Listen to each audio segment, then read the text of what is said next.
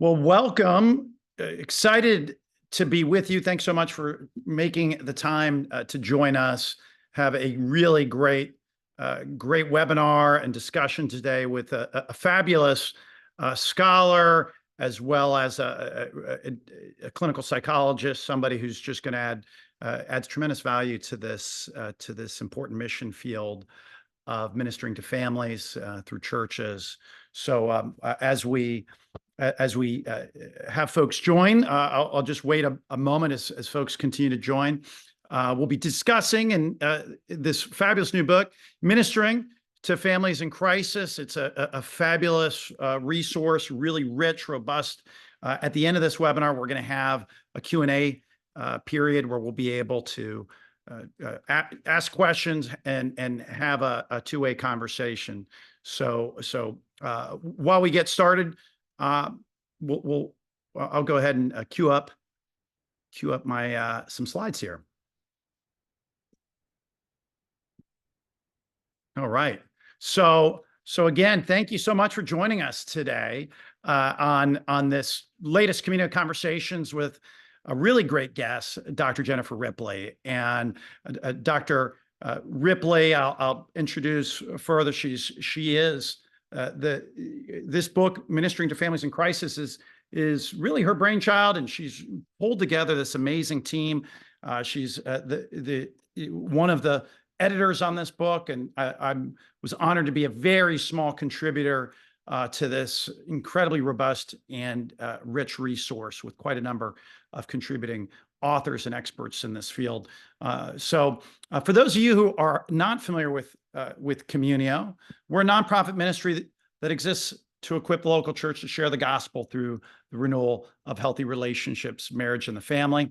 We begin with this assumption that the family crisis has fundamentally caused the faith crisis, and the church in so many ways has been battered by this crisis and struggled to address it. 85% of all churches today report spending no dollars in the area of marriage and relationship ministry, and we want to see that change. And we think this book provides a great resource and launching point for so many churches in this area, right? And if you think about the center of the family, it's the healthy marriage, and it's in decline, right? There's 31% fewer marriages today than in the year 2000, and we're down. It's now north of 61%. It's now 65%. I have to update this slide. There's 65% fewer marriages today than in the year 1970, right? And so it's changing all of our demographics, everything we know about who we are as a people. If you think about this for a moment, you go back to the year 1970, according to the U.S. Census, 40% of all households were married households with kids. Today, that's dropped below 18%. Based on the most recent census tract data. So this has profound impact on when you think about a variety of social ills, the epidemic of loneliness and mental health crisis, upper mobility, crime, you go on, but it's a huge factor in faith transmission, right? So those in the church, pastors, church leaders need to recognize this as a huge factor in evangelism and discipleship, right? While less than half of every young adult under the age of 35 likely grew up with an intact family. If you look at the pews across churches, we've now surveyed upwards of 60,000 Sunday church attenders, and this trend sticks out. Regardless of age, 80% of everybody sitting in church on Sunday grew up in a continuously married home, right? And if you're born in 1964 and you're a married man, as a baby boomer sitting in church on Sunday, or if you're a single guy born in 1999 and you're in church on Sunday, 81% of the peers that you have in both of those groups grew up in a continuously married home. So the number of folks who have grown up in these kinds of homes have dramatically declined, and that is an area of great evangelical need to renew healthy Christian marriage. So this slide shows some of that data, and you can get that for free, but just by going to communio.org/study, and you can download a robust study there. So we exist to equip the local church, as I noted, to share the gospel through the renewal of healthy marriage and relationships. And our model's been developed through a robust pilot in Jacksonville, Florida, where we worked with more than 50 churches and just tried to work with them to develop this idea of a data-informed approach to a gospel-informed ministry around marriage and relationships. And over the course of a 3-year period from 2016 to 2018, we served churches who ended up supporting 58,912 people through 4 hours or longer skills ministry. We served those churches to do digital advertising and outreach to draw people in to that church, to those churches, for that kind of ministry and to encounter our Lord Jesus Christ. And the net was the divorce rate over those 3 years dropped countywide by 24%. Right. So this kind of ministry in the local church, wherever you are, wherever you attend, this can have transformative, life-changing effect on families, and then churches grow as a consequence. They grow, their Sunday attendance goes up, they become healthier, right, when that happens. So we've developed a model that we serve and support churches on. We've now worked with 200 and almost 300 churches in 29 different states to deliver what we call the data-informed full circle relationship ministry. It's a process, not a program, and we have been honored to serve in so many different settings. So with that said, I'm just excited to be joined by Jennifer. She's just a phenomenal scholar. She is a licensed clinical psychologist in the state of Virginia. She's the Hughes Endowed Chair of Christian Thought and Mental Health Practice, and she's also a professor with the School of Psychology and Counseling, and just a tremendous, really a tremendous resource for church. So Jennifer, as we get started here, I would just, I know a little bit of the backstory, obviously, on the book. So you've been working hard in this great space, this great mission field. Why the book, and what motivated it, and how did it come together? Hi, JP. I'm such a fan of Communio and all that you guys are doing here with this ministry. I'm kind of like a longtime listener, first time caller kind of person here on your ministry. I'm really, just hope that God continues to bless and grow your ministry. I think it's just amazing, and I very, very much enjoyed and loved the book Endgame that you wrote with John Van Epp too. So that was good stuff there. I just saying amen all the time to what you're doing here. Thank you. So what got me going with this? I actually had a moment some 10 years ago or so when my kids were teenagers, and I was sitting in the balcony of my church, and I was in tears, to be honest. I was having a difficult time with some parenting issues that me and my husband were having, and wasn't quite sure what to do. And the church leader at the time wasn't really quite sure what to do either for us. And it was actually some lay people who came along and really ministered to us. And through that experience, I really had some thoughts about, I think this particular aspect of parenting wasn't an easy one. And, most church leaders, they've not had any kind of background or training in this. And I know a lot of people who know about this, right? People like you and John about marriage ministry, people about issues of domestic violence or disabilities or persistent mental illness or whatever it might be, that could really give some good thoughts to this. And so Jim Sells and Diane Chandler and Diane is a theologian and spiritual formation, and then Jim Sells is a psychologist too. The three of us got together and put together a team. So it's been a great project. It's really exciting. A long time coming. You did just a tremendous work. It's so rich. Maybe a good place to go is maybe you can define a little bit, talk a little bit about what you mean by family crisis, because you do such a great job of it feels like a very comprehensive book covering just a myriad of areas.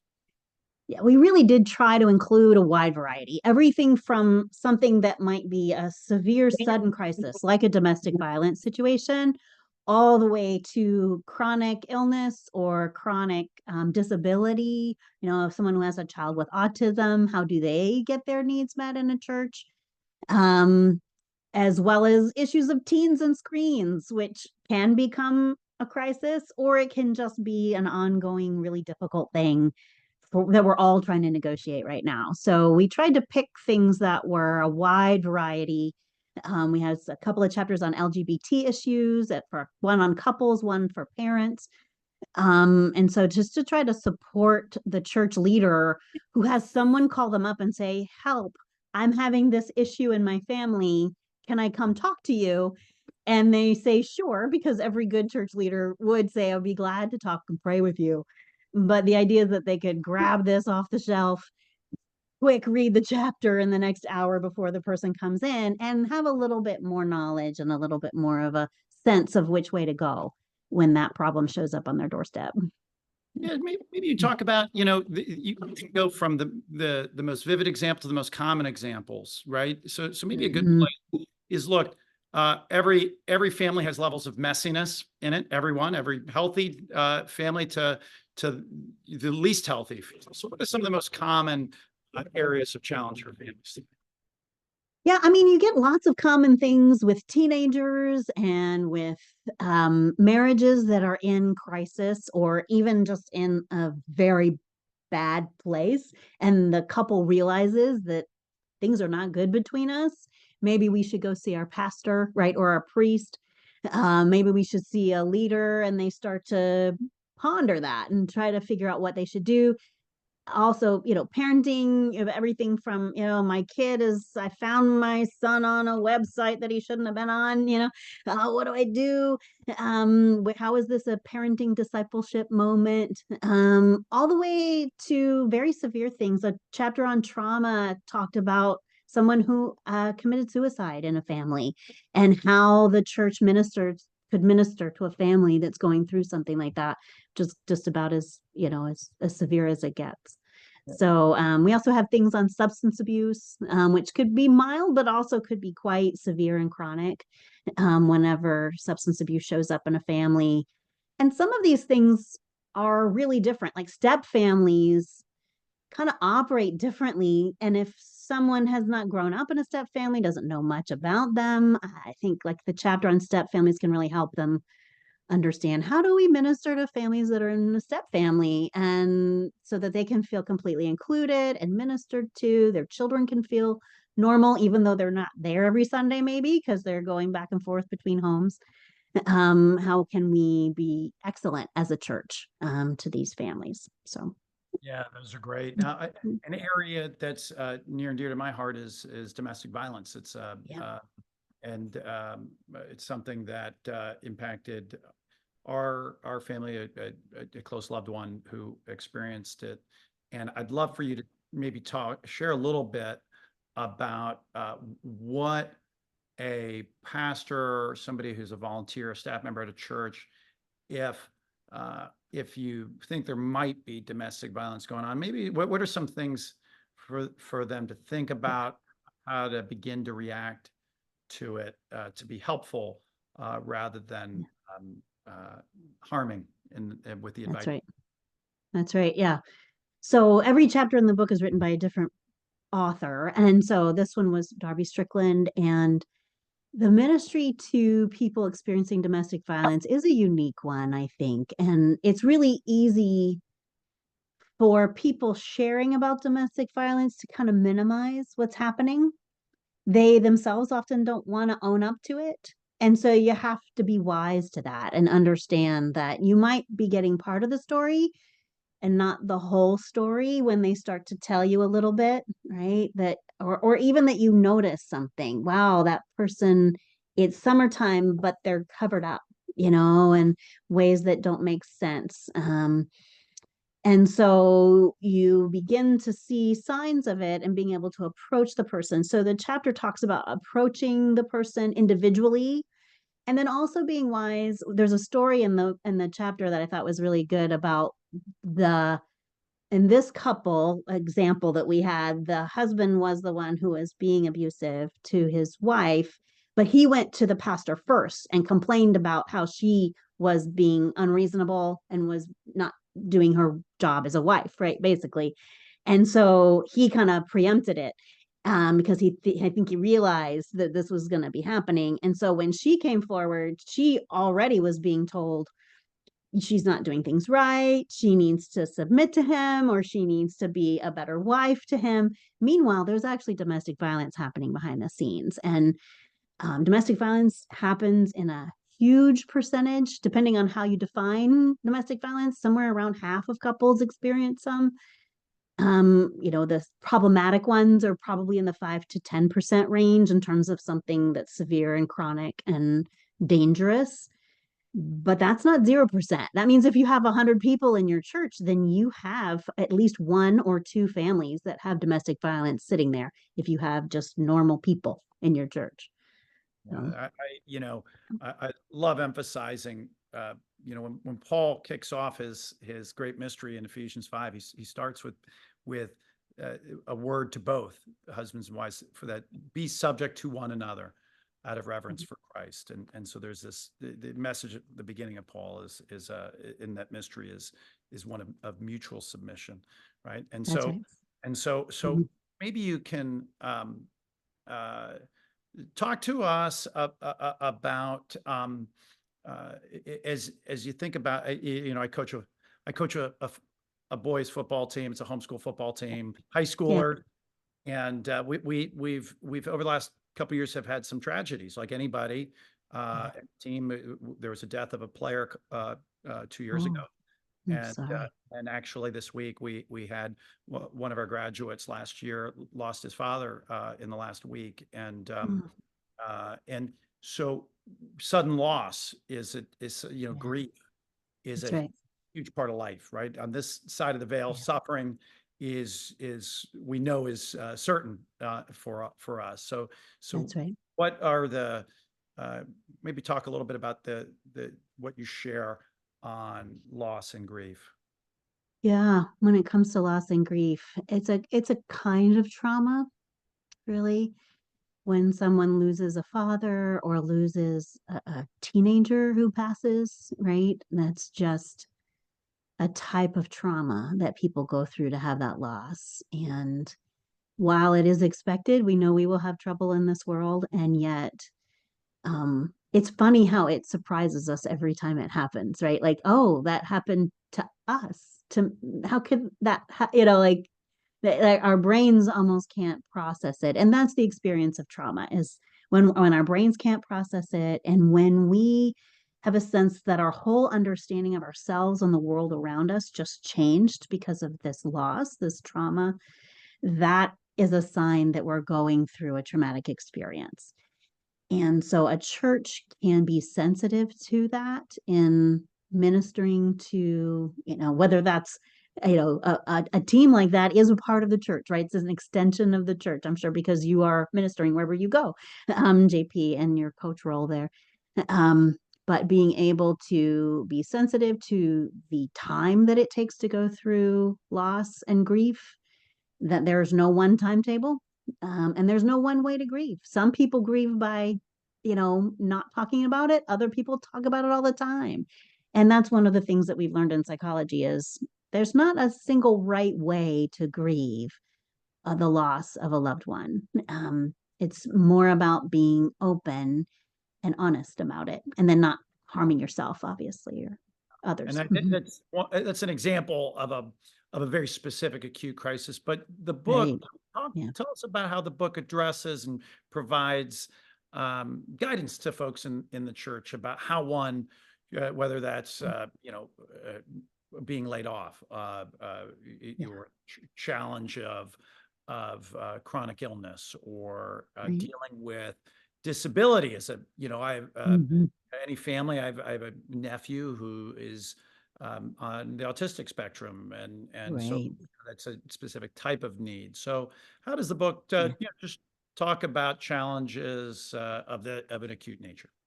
Yeah, that's really great, and important, because I think everybody knows somebody who's going through that. Either there's a mental illness or autism, or ADHD even. So Steve Gresovich has a really great chapter in the book. That chapter alone, I think, is worth the book, because he's a psychiatrist, and he has been spending dozens of years training churches all across America on what do you do to be sensitive to the needs of people with a variety of mental illnesses, including things like autism. So, like, one of the things in the book is very practical. He has very practical ideas, such as having a quiet room or quiet space. So people with autism get overwhelmed with noise, and most church services are not quiet.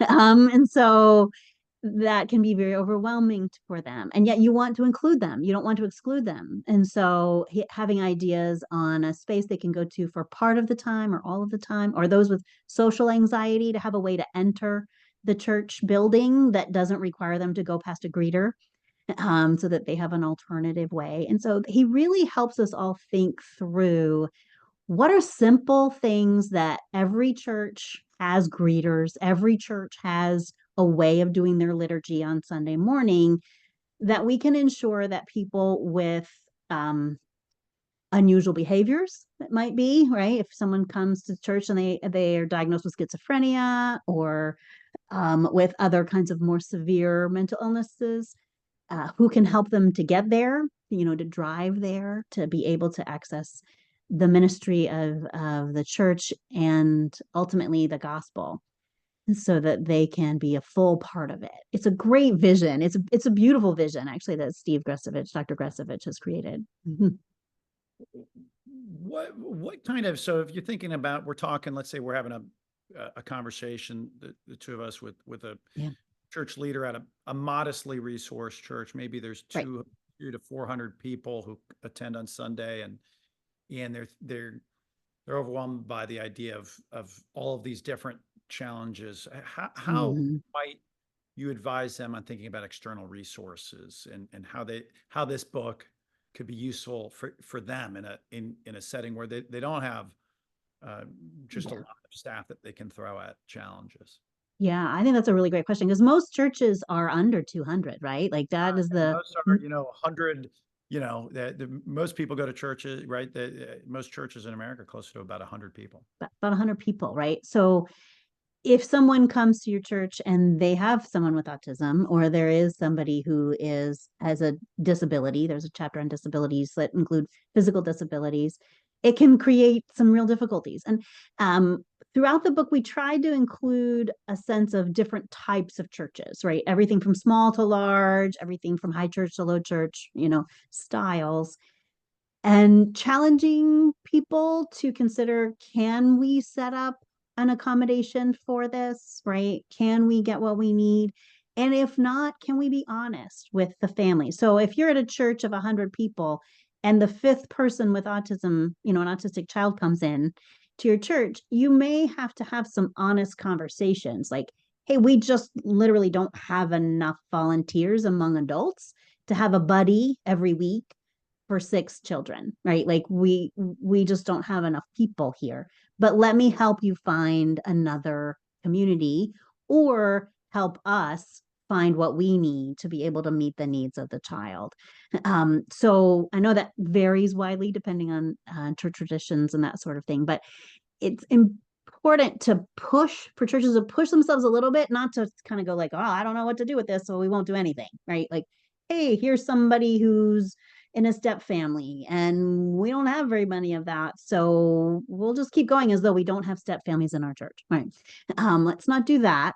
But at the same time, not to promise, you can't reconstruct the entire church over one person, either. So there has to be a give and take on that. So I think that we hit that throughout the book, to have kind of this middle ground, place to take it. Well, what I'm so impressed with the book, and it was, I was honored to be a very small contributor to it. You were a great contributor to it. Uh, You were. I loved your chapter when you were talking about, I mean, we did the chapter together, so I really got to know our chapter, obviously, but about the church as an evangelism space, right? As a place for people to like have first contact through marriage ministries. I, that's my jam. Well, So, yeah, I'd love to yeah. remind people that when Jesus advanced the gospel, he did Mhm. perform signs and wonders, but he could have chosen to perform card tricks, but he didn't. He actually helped solve Help real people's real problems, people. That's right. right? That's Curing right. the sick, feeding the hungry, and so on. And That's once right. he solved real problems, he built he Mhm. that was developed both the trust and the credibility that they wanted to hear and follow him That's and right. hear his teachings, right? And Mm. today there's just such a great this epidemic of loneliness we keep hearing about, That's the right. the social isolation that is common in our society. These darn smartphones and devices that I use too They much. are. You know, uh, and Are. that affects so many of us.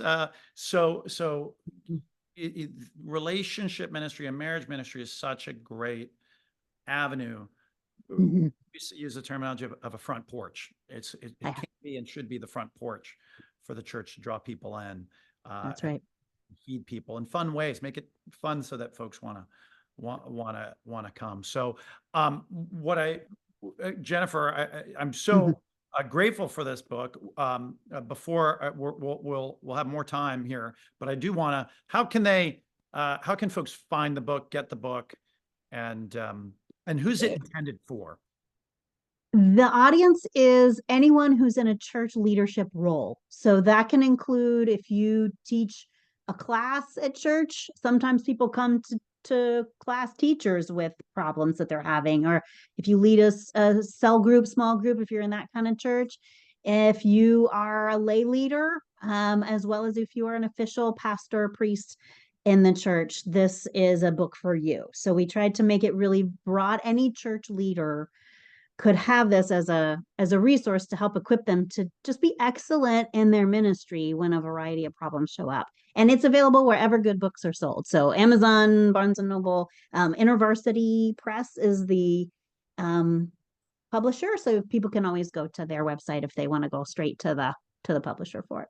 Thank you so much, Jennifer. Thanks to all of Thank you you, JP. for participating in this webinar, and thank you for creating this tremendous reference resource for churches interested in really finding ways to minister to families experiencing crisis. So thank you, Thank you so much. and God bless you, and God bless everybody, and your work and your ministry.